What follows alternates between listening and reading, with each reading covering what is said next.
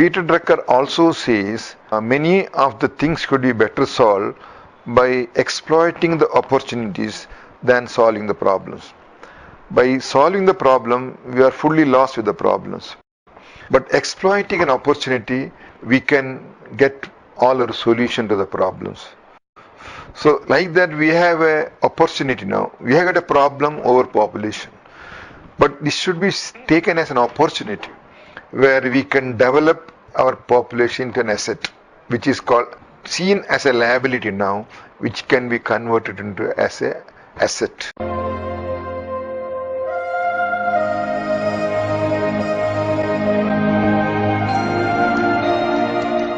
Gandhiji is the father of our nation, and he was not only a political leader who won freedom for the country, but also he was a great humanist by himself.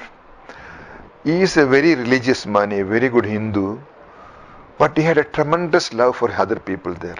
He tried to avoid the caste among Hindus. He tried to bring the backward community, especially Dalits, etc., to the upper level of education. He gave the name Harijan, which was untouchable so far. And above all, he showed a tremendous love among different religious groups, because the love and affection he showed to the Muslim as a good Hindu is something every politician should learn from him. How was his approach to this communal harmony, the caste togetherness, or avoiding the caste discrimination, etc. Especially his love for his fellow men, irrespective of caste, creed, religion, and his enormous effort to bring harmony among the Muslims and the Hindus during partition is something tremendously we should appreciate. Because he was fasting when the partition took place, the amount of killing taking place in either side, the people are dying, he was fasting. He did not break his fast unless he came to know the killing was stopped. That showed his tremendous love for the people of India, and particularly the less privileged, the minorities, etc., who were unfortunately being marginalized, he found, and uplifting them among the other communities or other group who have been developing there. This is the area which we should really appreciate and learn from him how best we can practice the communal harmony and the imbalance among the different caste, or the discrimination and segregation among the different castes, to one unit as such, so that all are Indians, all are good human beings, and all are part of the Indian nation that could be a part of the world population.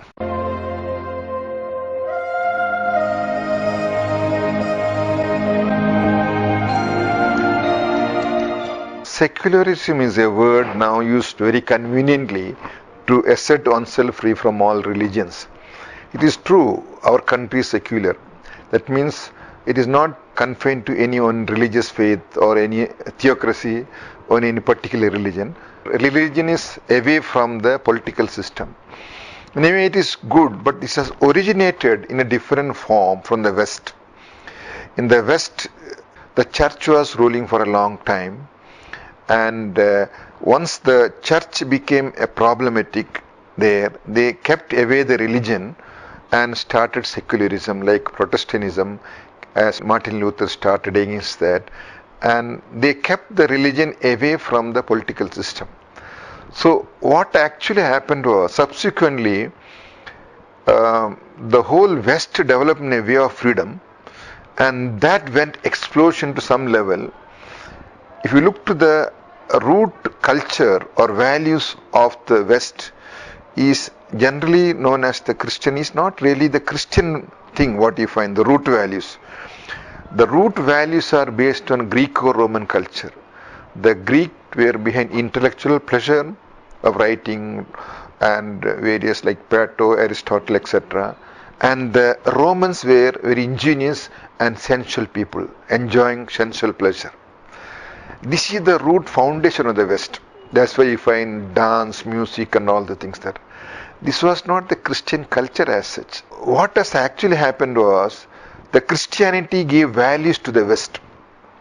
And these values developed into a new system of their like humanity, service, love, etc. That was a contribution of the Christianity to the Romo-Greek foundation of the West, which was still it is having the same foundation, and the Christianity gave this value to them, which is seen as a part of them. The moment under secularism, they kept away these values, or the God-free and religion-neutral system there. Then the good values was also lost, and I am free to do whatever I like. And God was kept away from everywhere, and the 90% of the Western population do not believe in God, and that is their problem. And that problem is being exported to the different parts of the world along with the modern development.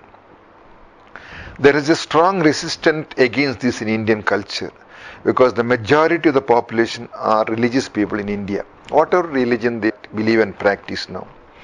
Now we have a constitution which is secularism, that is religion not involved in any way in our administrative system, but given all encouragement to various religions in whatever they want, as long it doesn't affect other religions. So actually the secularism what is seen in the West is not applicable to the secularism in India. Totally different. We could see the secularism of India in a different context, in a different approach or in a different angle. For example, one Michael Hart, an historian, has written a book, The Ranking of Most Influential People in History. And in that one, he has mentioned Prophet Muhammad as number one. The reason he gave was, he was the only leader who was supremely religious and also supremely secular. So see the confusion of the word secularism there. A religious man who brought a religion of Islam and other things is also known as secular in his analysis as a leader. So the secularism word itself is highly confusing now. The secularism understood in the West is not applicable to our country as such there.